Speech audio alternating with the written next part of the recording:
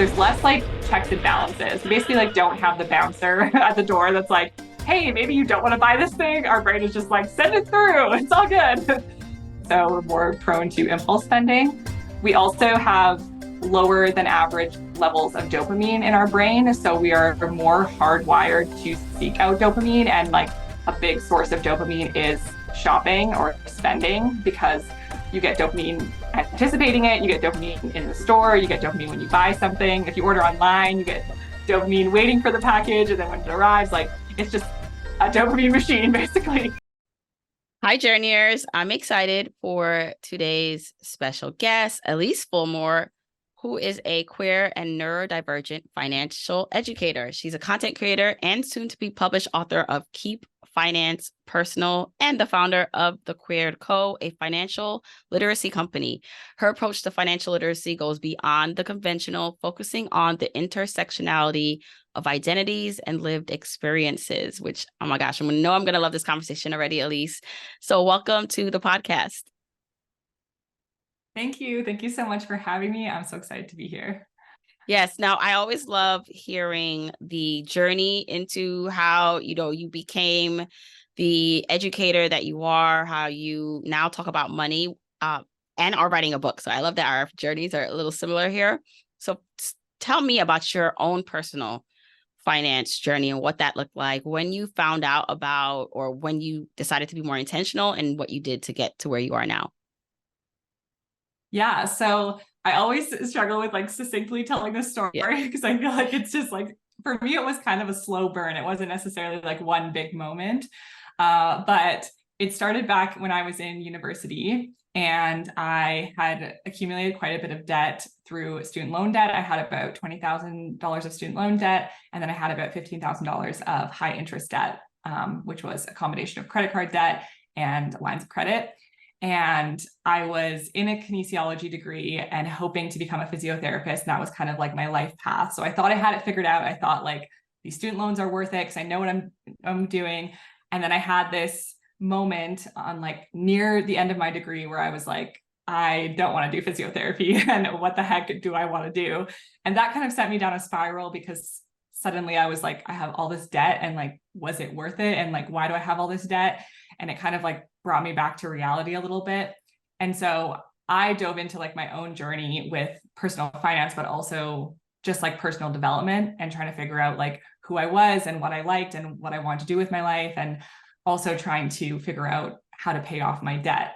And I came from a family that didn't talk about money ever. And the only things that I was really taught about money was save everything you can and don't go into debt. So I had a lot of shame around my debt, and I didn't know how to even tell my parents that I had student loan debt. And so I really felt alone in that journey. And that's why like I turned to like blogs and books and podcasts and like all of these sources because I didn't feel comfortable talking to my parents or my friends about it.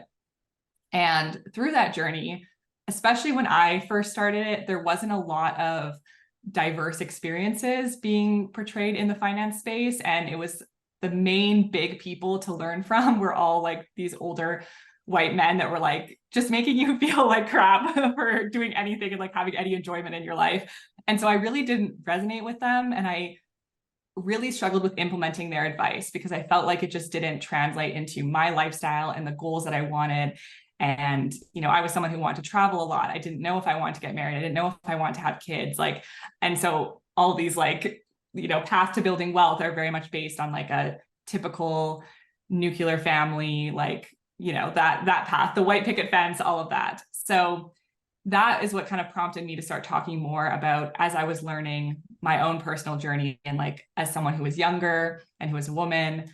And thankfully now we have like so many amazing finance creators, just like with so many different experiences and different backgrounds. And like, it's so much better now. But that's what like prompted me to start because I wanted to kind of bring a different perspective to the finance space. And I also want to talk more about who you are as a person, how that impacts your finances, because I realized that no matter how well I like stuck to a budget, or, implemented these things, I was still really struggling with my finances. And I kind of felt like there was a missing piece there that people weren't talking about. And yeah, and then during 2020 was when I really kind of launched my business in January of 2020. And then the pandemic, shut everything down in March. And I started talking a lot more about like career and money, and that content just took off really fast because it was, obviously what people really needed to hear in that moment when they were struggling and getting laid off and things like that. So yeah, my business grew so fast. I don't even know really what happened, and now I'm here. Well, I think it's interesting that, and this is, we say, oh, make sure you research the career that you want to go study in and then what that career looks like. But you can do all of that and still change your mind, right as you're graduating or realize that something is not for you, which, a lot of people I feel keep going down a path because of the sunk cost fallacy where, you just believe I've spent all this time, energy, money doing this thing or paying for this thing. And even though I know it's not right, or it's not the best choice for me, I'm going to just continue because I did all this already, not realizing that you're just going to dig yourself deeper and deeper and have more sunk costs, that it's just better to like let go of what already is not serving you. So with that, so when you graduated, what did you end up doing? So yeah, I did go and finish my degree, although I did take a semester off to go traveling, and I wasn't actually sure if I was going to go back. And I ultimately decided, I had like less than a year left. I decided to just finish it, and kind of at least that would give me the option to do a master's in something else. So I graduated, and luckily I did have like the summer job that I had been working all through university. I did have that. So I did have like a little bit of a safety net right after graduation to go back to that summer job. And yeah, I ended up just working that job. It was a seasonal position. So I got laid off around like October, and then I was unemployed for a couple of months. And then I started working a part-time like corporate job in January, which was the same time that I was starting my business kind of part-time. So yeah. Okay. It all kind of worked out. Right. Well, it's interesting because I feel like I'm talking to you closer to you making the decision to leave or divert from that traditional career path and then starting your business. And sometimes I'll talk to people and that happens like later. They work in a job longer and then find that they're really unhappy and then pursue fixing their finances. Yeah. So you now are in debt still. Well, not, but back then, right? And I would love for you to share more about your debt payoff journey, how you dealt with that. And I think it's important to note you are in Canada, right? Yes. Which I feel like when you say university, I feel like us Americans don't say it like that, or maybe some do. I guess I don't. So when you say it, I'm like, yeah, I would know that maybe you're not talking about like a college here, the way you say it. But yes, with that, how did you manage the debt and figure out how to pay it off when you weren't in like that solid career you thought you'd have? Yeah, that was definitely challenging. And I don't know if I have like the best answer that people want to hear, but I basically just like, I didn't follow the like, I'm paying off this much per month, like kind of plan. I did have like a minimum amount that I was doing every month that was like slightly over whatever the minimum payment was, which is what I could afford to do with my income at the time. But then basically I would inconsistently like throw money at it. So if I had a month where I made more money, I would just put that like all that extra money towards it. And that's actually how I like still approach a lot of my financial goals. Like as an entrepreneur, like that's how I save based on a yearly goal rather than like monthly. And that's kind of what I did with my debt. So it was just kind of like whatever extra money I was able to put towards it, I did. But at the same time, I did have like, I was following like spending plan. So that meant that that additional money wasn't just being spent. I was able to like put it towards my debt. So I think that's important too. Like it wasn't that I had zero plan. So I had a very clear kind of outline for myself of like, this is how much I'm spending every month on like my expenses and like my allowance, so that I knew that anything that I made additional over that could go towards my debt. I do actually still have student loan debt because in Canada, at least like before the last couple of years when interest rates had been spiking, like my interest rates were like 2.5 and 3.5%, so very low. So I was focusing more after my high interest debt was paid off. I was focusing on investing and just kind of paying a low amount towards my student loan debt. And now one of my student loan debts has 0 interest, like for the rest of its life. And then the other one has actually, because the interest rates have rose, it's now at about like 6.5%. So I am more aggressively paying that one down now because it is quite a bit higher. But yeah, that's, I think a lot of things, that's something that a lot of people don't realize is that I still have debt, and I don't think it's a bad thing because that allowed me to focus more on my investment goals and prioritizing that. And I think, you know, a lot of people have this perception that like you need to be debt free and that's like the ultimate goal, but it really depends on like the type of debt you have and what your other goals in life are and what, you know, what age you are and what makes the most sense to prioritize. And for me, it made more sense to prioritize investing because I was so young and like taking advantage of the time and having more time for the interest to compound. So yeah, I don't have like I don't have like a cookie cutter kind of routine of debt payoff that I followed, but that was what worked for me. Yeah, well, and listen, it doesn't have to be cookie cutter. I think this is like the beauty of hearing and peering into someone else's journey, because so many people cannot do the consistent, I have this amount to pay if they have that inconsistent paycheck, or they, you know, they're creators, entrepreneurs, where income is not guaranteed or the same amount is not guaranteed. So I think it's great to hear a story like yours where it's, you know, you're paying that minimum, but you know, you might not be able to pay over, above and beyond the minimum this month. And as someone myself now who is an entrepreneur, where I was dealing with more inconsistent months of like income versus like when I was working in my corporate job and I knew how much exactly was coming in. I'm the same way now with my investing.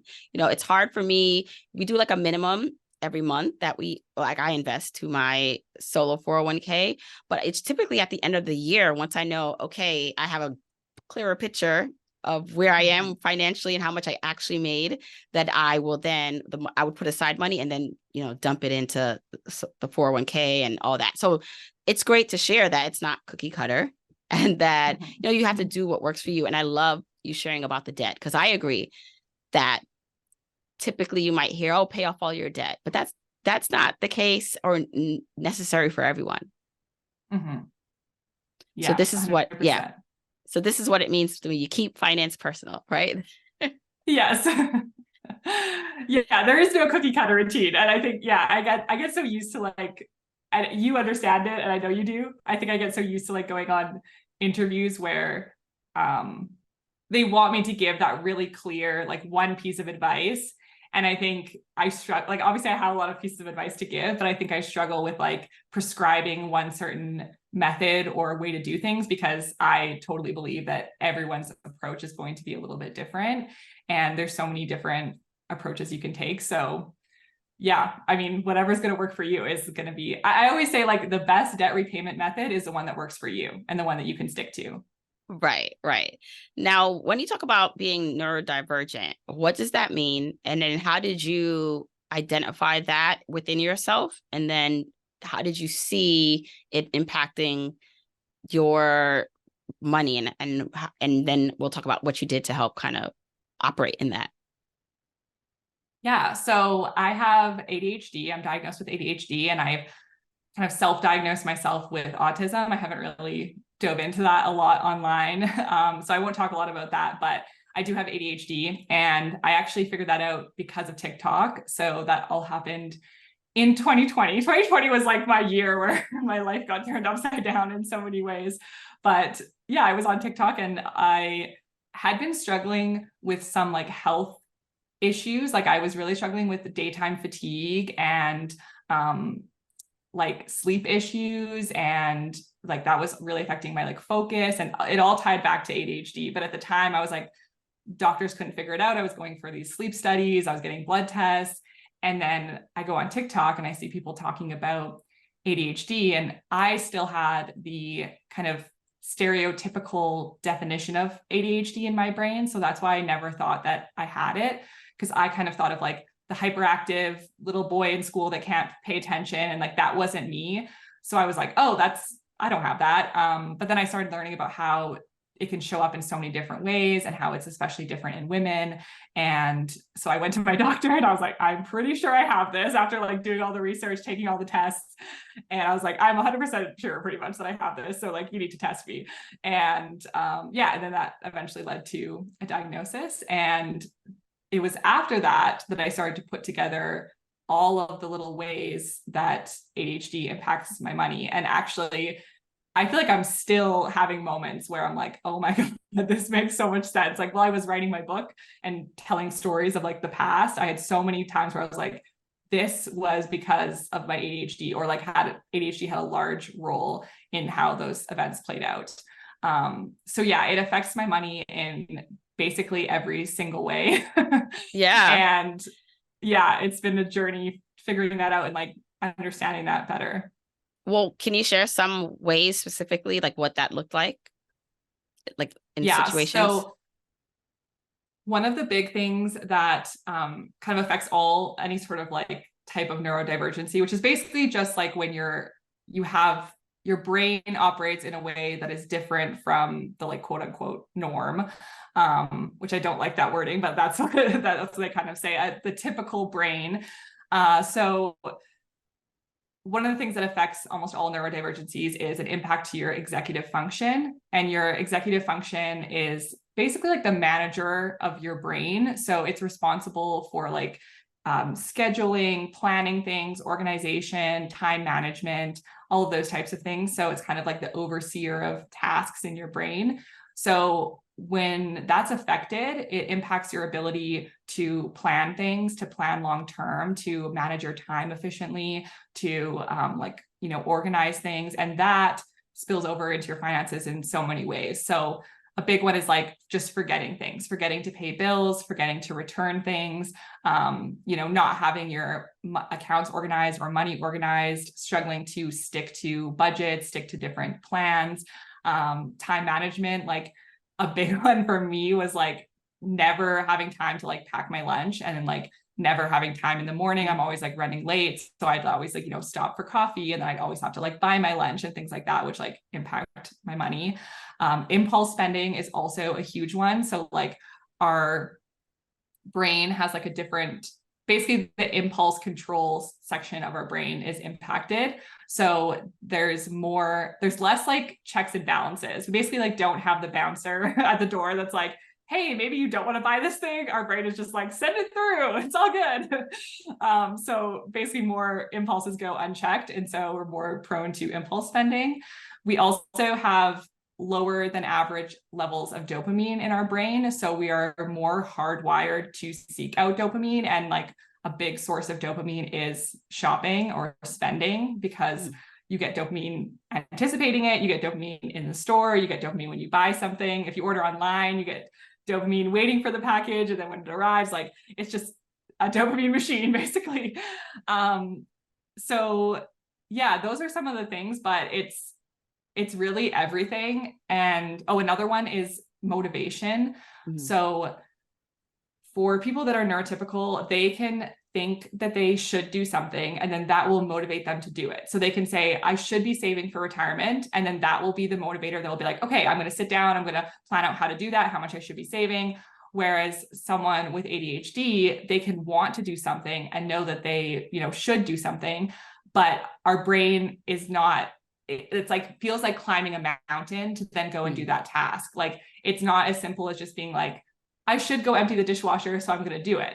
It's like, you literally feel paralyzed. Like your brain you cannot like force yourself to do it. So I've learned that, ADHD brains are motivated by different things. So we have to incorporate like play and interest and novelty and challenge into things in order to be motivated to do them, basically excite our brain a little bit more. And so that's like a big thing that helped my finances. And I could go on forever because I feel like it's every little thing ties back to ADHD. I'd like to stay on this a bit because, I do think there's so many people. Well, when you say some of the things that will contribute, or someone who's neurodivergent or has ADHD, because you can be neurodivergent and then not have the ADHD, or is it Yeah, right? Like it's different. neurodivergent is like the umbrella term, and then there's a lot of different I don't want to say like disorders, that's typically what they're Right. called, but there's a lot of different brain things that fall under there. Well, it's so interesting because when you think about, even when I think about myself, like I've never been officially tested, and I'd love to like if you can share what that test looked like. And this is just to educate like the audience on this and educate myself actually, because I've never been officially tested, but I have also have my suspicions, especially the older I get. I don't know if it's me realizing, especially with the type of work I do, which I have to be more self-sufficient and a self-starter. I always was like that, but when you run your own business and you create your own schedule and your own task and everything's kind of self-run, there's no boss, there's no outward expectations. Yeah. Like I'm creating that. And so I'm starting to see more of like the things you talk about within my daily world. But then I think about my friends and I'm like, they also exude some of these activities or Yes. the way they think about money. And I'm like, well, is everyone neurodivergent? Like, what is the norm? It just seems like, or have ADHD. It just seems like there are more and more people who are feeling these attributes. Yeah. Well, I will say that neurodivergent people are typically drawn to other neurodivergent people. Like that is like a studied phenomenon. So actually, when I got diagnosed, like 3 of my best friends got diagnosed, my girlfriend got diagnosed, and my mom got diagnosed. So I was like, everyone in my life, like it made sense. And it makes so much sense looking back now. I'm like, of course I'm friends with neurodivergent people because our brains just like, they get it. But I will say there's also like a lot of other mental health conditions that can portray similar symptoms, and like trauma is a big one. Like trauma can actually pretty much replicate a lot of the ADHD symptoms. So someone who has a lot of trauma can have the same symptoms and might even be misdiagnosed as having ADHD. Autism also has some overlapping symptoms, and other like neurodivergencies and other like sometimes even like anxiety or depression can present similar. There's like a little bit of crossover with some things. But I do think that way more people than we know are neurodivergent. And it is very much like a spectrum. Like there's different ways that it can show up. And for some people, it's completely debilitating and it really affects their quality of life. And it makes it hard for them to like live on their own and complete their daily living tasks. And for other people, it might just be more of like a hard thing to deal with, but maybe it's not like impeding their quality of life to the same extent.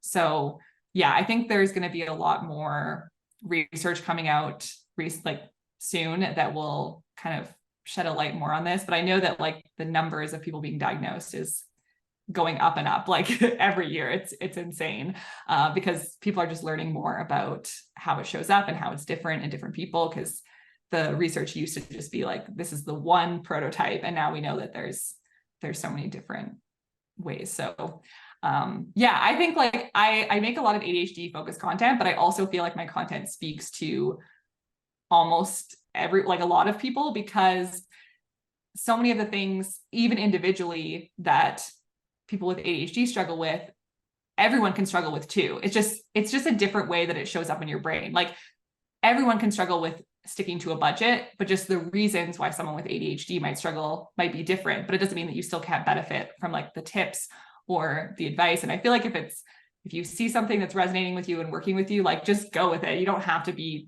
diagnosed to, benefit from the research around ADHD.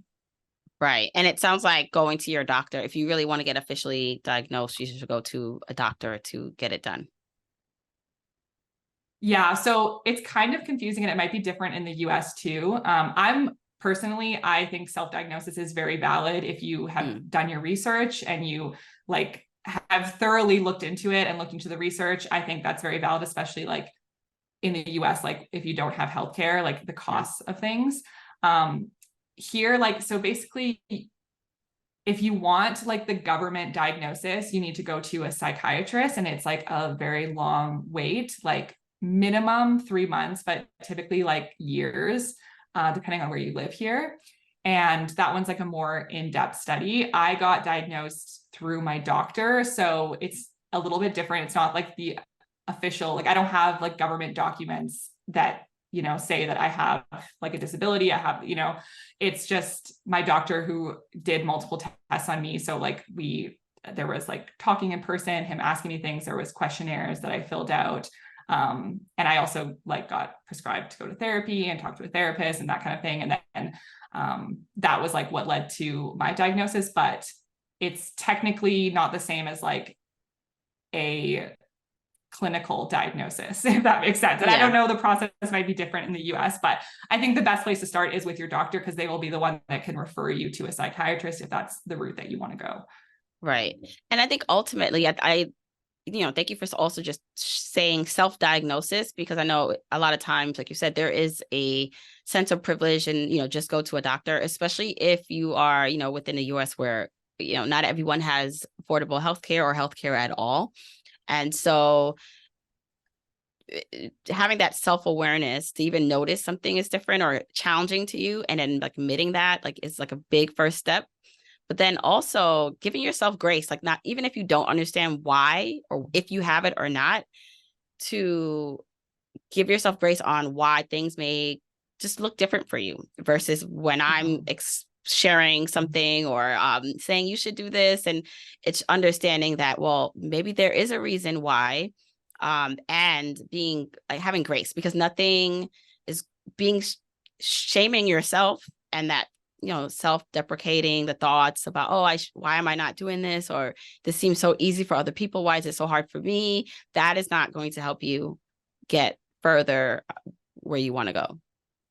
Yeah. And I think that's like a really great piece of information, that if you realize it's something that, everyone seems to be doing that isn't working for you, like that is important information that you can use to then like pivot and try something different. Like stop forcing yourself to try to like make this system work for you that you've seen work for other people. Like it's clearly just not working. And so like, it's okay to like, let go and to do something different. And, people might be like, why are you doing this? You should be doing this. But like, you're the one who knows your brain the best, what works for you. So if something isn't working, if you hear a piece of advice and you're like, I don't think that's going to work for me, like, just let it go and move on to something else, and like use that information to try to think like, what isn't working? Like, why isn't it working for me? What part of me or my life is like resistant against it? And so what type of approach might work better? And you can also, that will help you like seek out, different creators or professionals that maybe are more in line with the type of approach that you're looking for, and things like that. So yeah, I love that you mentioned that, because I think that's really important. Yeah, you talked about systems a bit. So you incorporate more joy or more playfulness within some of the things you have to do. I love the going back to dopamine, getting those hits, because that is so key. I mean, that is such a that is a legit reason why people go after the shopping and or spending in the way they do. And to have it like, whether you are neurodivergent or not, I think just people in general, like you have those moments of elation when things are happening, when you achieve or buy or get something, right? That treadmill that we're on, the hedonic treadmill, that, you get something, you're striving for it, you enjoy it for a little bit, and then it's like on to the next, like you get that hit of that feeling. So with that, what are some ways in that you incorporate that within your structure of how you spend or budget and get you further? Yeah. So I always like to say, like, think about how you can incorporate dopamine into your money system. So how can you make like the systems that you're using more fun and more enjoyable? So if we look at a budget, for example, like, I don't know, I think budget, you think boring. I feel like a lot of people, but some things you could do is like, if you really like color coordination, you can make your budget like super bright and colorful, have different tabs for different things. Or maybe you really enjoy bullet journaling, so you could do a bullet journal budget and have like fun stickers and fun like colored pens and things like that. Maybe it means that you need to have some sort of reward system, and that doesn't have to mean monetary reward, but maybe you do like I love sticker charts. I don't know why we made them like not commonplace for adults, because I think they should just be for everyone. But I love sticker charts. So like I'll do a sticker chart for like basically achieving certain things. You could do like a savings sticker chart, or you can do it for smaller things, just like every time you check your bank account. If you were someone who previously had like anxiety doing that, you give yourself a sticker. Or every time you decide to not buy that thing that's like not within your budget, you know, give yourself a sticker, things like that. And I enjoy sticker charts a lot. That gives me dopamine, but it might not for you. So that's kind of like figuring out what things you like and bring you joy. And like, you can think about other systems in your life that are not like financial systems, like what, when you were in school or at work, or if you like to do any sort of like physical activity or like do yoga or go to the gym, like what systems there do you find work well to like motivate you? And then how could you implement those into your money systems? So I mentioned rewards, and that's like also a big one, is like beyond the budget, like any sort of reward system that you can implement. And I think a lot of people are used to like the reward system where you do something and then you get the reward, but there's a lot of different ways you can incorporate it. So I saw this term, someone on Reddit coined this term, or I saw it on Reddit first, but it's called momentum surfing. And essentially what that means is you give yourself a hit of dopamine first, and then you, because you get that like high, you can ride the momentum from that to then do the hard thing. So say you have to sit down and look at your expenses for the week. Maybe you do something really enjoyable that you love doing, or you buy yourself a little treat or whatever that looks like. And then because you're feeling good, then you kind of have that like dopamine to like sit down and do the hard task. Other people are really motivated by like challenge and competition. So that could be competition with yourself and like just setting a timer for 30 minutes and seeing how much you can do in 30 minutes. It might be a challenge with someone else. So like making a bet with your best friend, like who can save X amount of dollars faster, or let's see how much we can save by X date, or things like that. Also sometimes like sharing your goals to someone else, or even like on the internet, that can be really, really motivating for some people. And yeah, there's like lots of different things that you can incorporate. I guess it just depends. Like you have to do a little bit of self-awareness work to kind of know what things that you really like and that work well for you. So yeah, I'm a big fan of like color coordination, things that look aesthetic. I love my sticker charts. I love a reward system. Oh, I love like Notion board and Pinterest board. Like those things really are helpful for me. And just to go back to like the dopamine. So yeah, obviously everyone has dopamine in their brain and we can't control when it's released. So even people who are neurotypical are going to have the same like dopamine high. The only difference is that neurodivergent people tend to have lower levels to start with. So they're kind of more prone to seek that out. But one of the big things I would suggest there is figuring out different ways that you can get dopamine. And there's a channel on YouTube called How to ADHD, and she had an episode with Eric Tivers, and they talked about the Dopamine, which I love and I use with so many of my clients. But basically the idea of a Dopamine is you have this like printed off sheet of paper of all these different ways that you can get dopamine, so that when you are recognizing like you're feeling bored, you're feeling understimulated, like, or you're feeling stressed, and you know that you're like, your brain is like, go buy this thing, or like, go do this, like that's going to spend money. Like, then you can kind of look at this Dopamine. You already have the things laid out for you. You don't have to spend time like thinking about it, and you pick something else on the list. And with the Dopamine, they split it into like appetizers, which are things that take like 5 minutes that will give you dopamine. Mains, which are longer activities, like, 30 minutes to 2 hours. And sides, which are things that you can add on to anything, any task that give you dopamine. And then dessert are things that give you dopamine, but aren't necessarily something that you want to indulge in all the time. So I found the Dopamine extremely helpful for me, and it takes away that like need to make a decision in the moment, because you can just like look at the list and be like, this one, and then do it. And that can often like break the cycle of like the spending dopamine cycle. Oh my gosh, I love that idea. And I mean, it's so interesting because I've recommended this, and I share about having these like having joy on an ongoing basis. And what does that look like for you? And so that can mean different things, but to like write that out in advance. And they don't always have to be like big events or moments, like taking a trip, but it could be like, maybe there's a favorite snack you have like that gives you joy, going for a walk, or, and so like, writing it on a list. But I love this idea of making a menu And even like when you were saying that, like a reward menu, there are going to be some rewards that are going to be small, like you can just do it ongoing. And then there are some bigger ones, and like, kind of separating it so you don't have to think too hard about, you need like something that give you joy or reward yourself. Like you can look really quickly, like, all right, what is, the appetizer one that I have time for that I can, or the money amount, right? Like it could be in terms of also like a range of dollars that you're doing this for yourself. So I love that. Yeah. Yeah. Cause like usually what happens with like impulse spending is you basically create a habit around it. Like it's a habit loop. So there's some sort of cue, whether it's like an emotional state or something that happened that day, or you had a bad day at work. And that is basically, if you're familiar with like the habit loop, basically you have the cue and then you have a craving and then you have a response. So you have this like craving to then get dopamine. And so the response is to shop. So once that's like reinforced, when you're starting in that loop, it's really hard to break it. So that's why like having a joy list or having like a dopamine menu is helpful, because you don't have to do the extra work to like try to sit down and be like, okay, what could I do right now? Because your brain's just going to be like, shop. Like it's going to be so hard. So like you basically want to make shopping more difficult and set up barriers to that, and then make all the things on your list easier to do and make them like, easy to grab, near you, easily accessible, not something you have to like set up a bunch of things. Yeah, that kind of thing. So I love the joy list too. It's very, very similar idea, but it's awesome.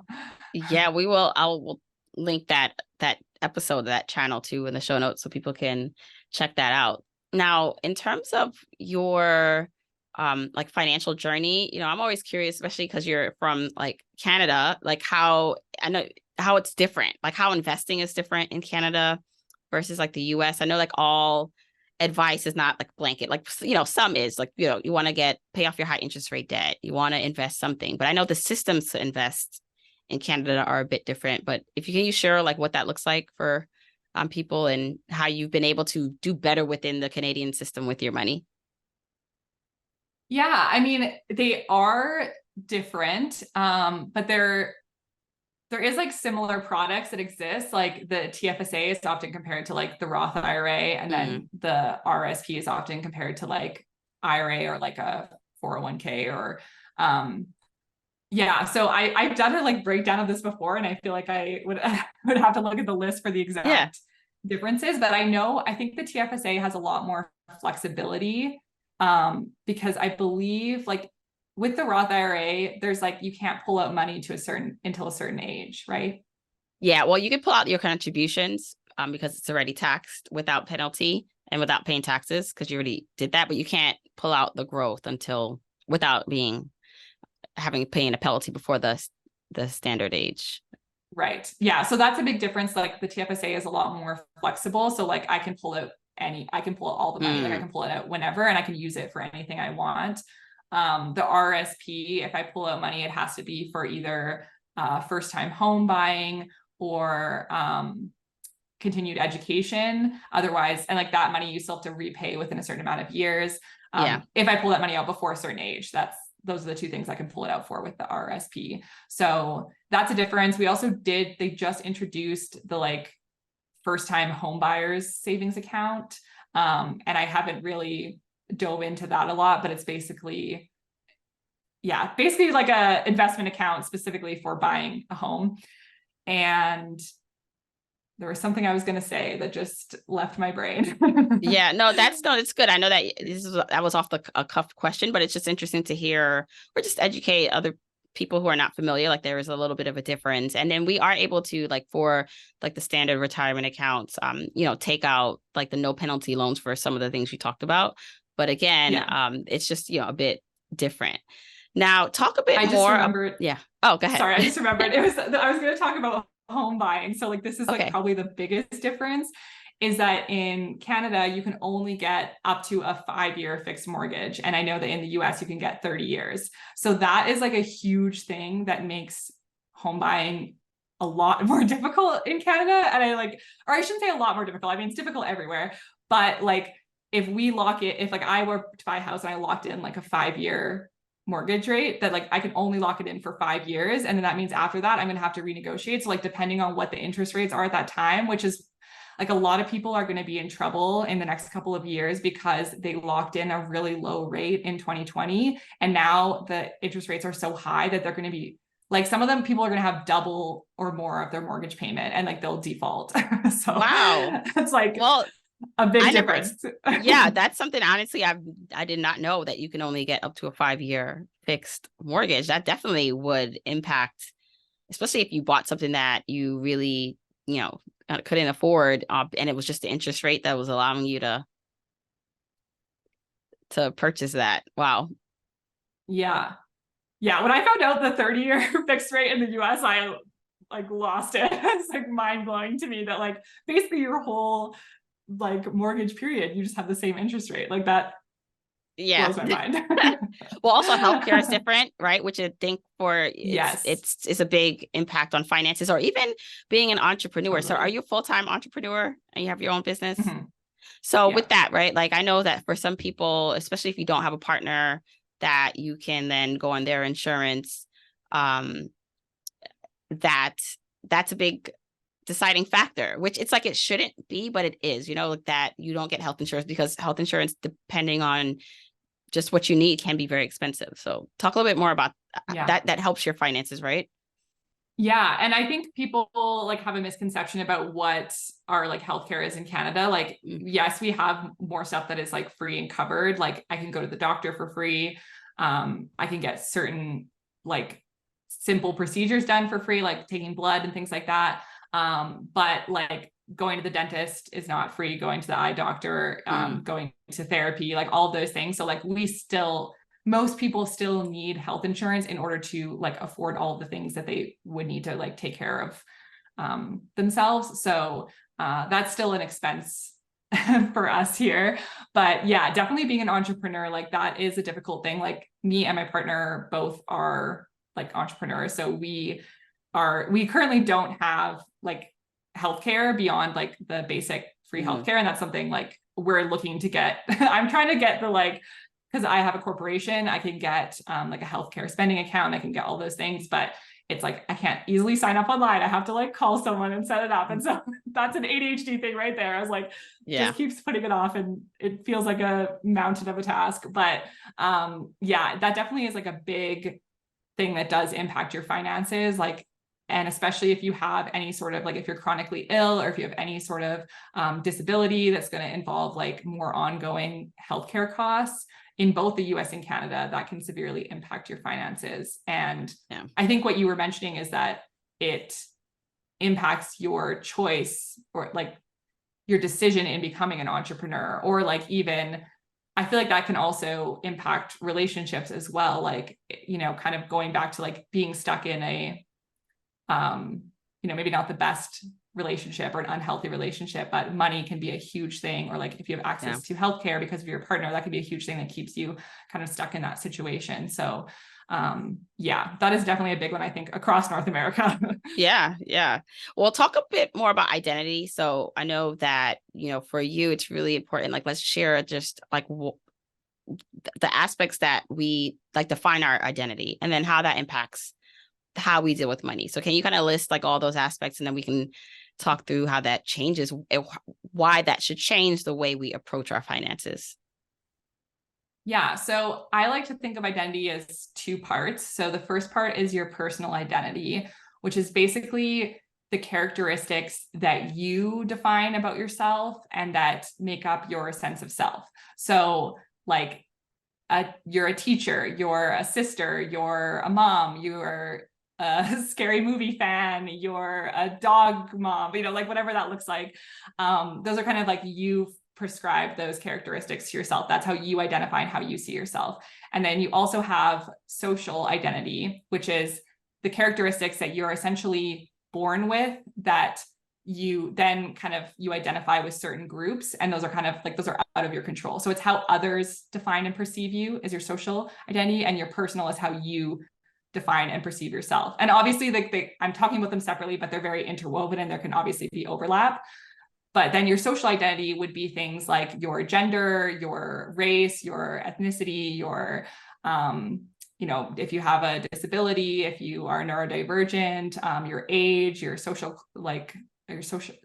socioeconomic status, all of those things. So that kind of makes up your identity. So it's kind of like every piece of who you are, and both like how you see your sense of self and how others kind of will perceive you from the outside.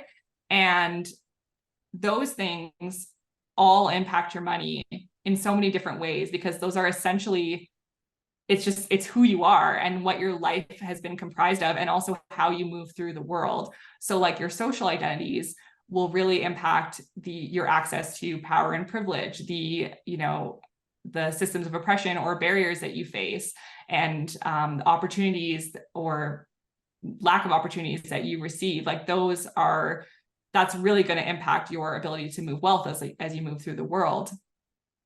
Your personal identity will impact like how you approach things, how you make decisions, what your values are, like what is important to you, what your goals are, like all of those things. So it's literally like it's so funny to me that finances is so often talked about like in a vacuum, like let's just look at your numbers and figure this out. And we so often forget about the person. Like the person is like, you are the biggest piece of your finances. And like, that's why I called my book Keep Finance Personal, because I'm like, we need to like bring the personal aspect back into personal finance, because that is what's truly most important. And that's what's going to make the biggest impact on your money. Like even after I got into the personal finance space and I was, making a lot of content around it, I learned a lot and I was doing way better financially, but I was still struggling in a lot of areas.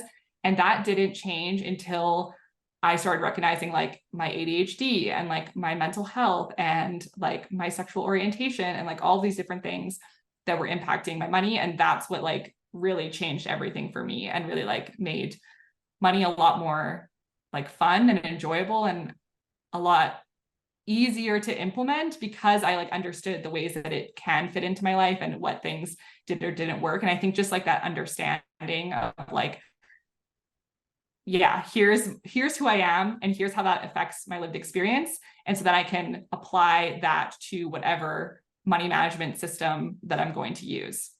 Yeah. So it sounds like first, which I always think everything should start out with when it comes to money, is like the internal reflection of who you are and just being honest with how you identify. I like the idea, obviously there are just the way society identifies you, or that what you cannot control, and then how you self-identify, and then, understanding that. Sitting with that, would you like recommend almost even, is there like an exercise that one can do where they are writing things down around this and then seeing where they are currently with their finances or life, just life in general, and then see, that impacts that, or maybe this is the way this group is perceived, and this is why maybe I'm also in this situation. How would you recommend, them processing that information once they understand it? Yeah, I think starting first with just the identity piece and not thinking about money to start off. Yeah. Think about like, you can even just Google like social identities and there'll be like a table will come up. So I think if you don't know those things about yourself, like identifying those to start out is helpful. And then once you've identified those, like reflecting on, okay, what aspects of your identity are you most proud of? What aspects do you find hard to share or hard to talk about? Which aspects do you feel like you received, criticism for, or judgment for in the past? Which aspects do you feel like maybe give you privilege, and which ones do you feel like subject you to barriers or oppression? Like reflecting on those things to kind of understand a little bit more about like how you feel about your identities, but then also how other people are feeling about, the way that if they just see you without knowing nothing about you, how that affects like how you kind of move through life. And then once you have a clearer picture of that, then you can bring money into the picture and reflect on, okay, how has now this piece of my identity impacted how I view money, or how I make financial decisions, or how I view success or view wealth. Like start to kind of think about that, because that can kind of often lead to like a lot of realizations of like, okay, I feel this way about my identity, and now I realize that I was like trying to run away from that by doing this. Like an example from my life is, before I like publicly came out as queer, I was trying to appear like hyper feminine, and nothing like wrong with appearing that way, but it's just not like me personally. Like I was spending a lot of money on like my like eyelash extensions, hair extensions, like bleaching my hair, which again, that's all great if you want to do that. It just like wasn't who I was. And I was spending money on those things and like really just like throwing myself at men and like spending a lot of money like going out to bars and like doing all of this because I was like suppressing that piece of my identity and like trying to suppress it myself, like to shove it down, hide it from myself, basically. And so that was like, for me, I realized I was like spending so much money trying to like convince myself that that wasn't who I was. And so like, that's just one example, but like, there might be other examples of like how that shows up for you. I interviewed this one of my amazing friends, Jalali, for the book. And she talked about how like she got her hair like professionally straightened. She's a Black woman. And so when she was going to like work at her corporate job, she would like pay to get her hair like professionally straightened because that was like an aspect of her identity that, you know, like has a lot of, you know, history of discrimination in the workplace. And so like that might be another aspect where you realize like the ways that it's impacting your money or the way that's impacting like how you choose to view certain purchases or yeah. And like family and culture is also like a huge one, like that often plant the seeds for like your outlook on money, the way that you value money, things like that. So like also reflecting on how that might have impacted how you now view things. Right. Oh my gosh. Well, thank you for sharing your personal story and that one about, your friend who had like straightened her hair, which is, there's a cost to that. And I think I talk about this in my book too, about just, we can tell people, oh, don't spend money on this thing. And then you look at some of the statistics and, there are instances or studies where they show people of color, Black and brown people tend to spend more on discretionary items or signals of wealth. And it's not as simple as just don't buy it. Like there is actually, studies that have been done or correlation between like, showing social value in a world or in a place where you don't necessarily feel valued or people don't look at you and value you right away based on discrimination. And so to help or want to kind of head that off, there is a lot of, I'm going to show you that I'm valuable, right? And that's like the show of wealth, which doesn't make it bad or wrong if you're doing that. It's just to understand or recognize like, where that's coming from. And I think the recognition of it and awareness is key because you can choose to continue to do it. It's fine. It's what you love and want to do. Or you can say, you know what, wait, let me take back what maybe like the control or like my own narrative of what I want to be, not based on how other people are perceiving me. And you can make change and be happier for it. Yeah, 100%. Like exactly what you just said. Like the power is in the understanding, and it's not like one thing is right or wrong, and it's not like good or bad, or Yeah. And I don't think it should be like, oh, I'm spending money in this, so I need to stop. It's just like, why are you spending money there, and like, how does it feel for you, and like, does it make sense for your life? And like that is like the key information that then at least you're in control. Like then you know why you're doing things, and you feel like comfortable and in control of that. And I think even that piece of like confidence makes a big deal with your finances because it takes away a piece of that like feeling of like out of control and like don't know what's happening. It's like you're now in the driver's seat, what's going on, and you're making those intentional decisions. Yes. Oh my gosh, this is so great. Elise, I want you to talk more a little bit about your book that's going to be coming out at the top of the year in 2024, and then to share where people can find out more about you and your work. Yeah, thank you. I'm really excited. So my book is now available for pre-order, and it goes over a lot of stuff that we talked about in this conversation. So it is not a kind of step-by-step guide on how to build wealth. That is a very important book, but just not this book. So I don't, give tips on like, I don't talk about like, here's how to pay off debt and here's how to save money. It's really about how different aspects of your identity impact your money and the way that you like view, understand, and spend money, and then what you can kind of do about that. So there is like still tangible tips, and there's journal exercises and homework in every single chapter. So there's a lot of like ways that you can kind of work through this information as you're learning it. And it is filled with interviews from a ton of different people with diverse backgrounds and lived experiences, because I really wanted you to feel like seen and heard in this book, even if you don't resonate with my story. So there's, a lot of different voices in the book, and that was really important to me. So I'm very excited about it. You can pre-order it now, basically anywhere that any of the major retailers, Amazon, Barnes and Nobles, Books A Million, Bookshop, all of those places. And those are all linked on my social. So if you go to any of those, you'll have no problem finding it. I'm on Instagram at ellyce.fulmore, and I'm on TikTok at queer, I think it's just queer.co. It might be queer.co. I'm like, I should check that. But you'll link it in the show notes, right? Yeah. Oh, yeah. I see it. I have it here. It says queer.co. We will link it in the episode show notes. But by the way, congrats to you on coming up with a very unique but necessary topic around finances. Because, I've interviewed a lot of people. I'm writing my own book, and I went through the process of writing the what it would be about and the proposal and all that. But I just find that like this is a very necessary topic that I scratch the surface in my book. It's like my book is a step-by-step guide, but I think like your book is like a necessary when it comes to anyone, and the topics that we just talked about are necessary when it comes to really understanding our financial journeys. So kudos to you on coming up with that. So basically everyone needs to get both books, because you need both. You need well, the you know what? guide, but then also the understanding of the identities. We should reconnect at the end of the year, because by then my book will be out, your book will be coming out, and do like something together. I think that would be awesome. Yes. Oh my God, that would be amazing. Yeah. All right. Well, thank you so much for coming on the show, Elise. Thank you so much for having me. This is great.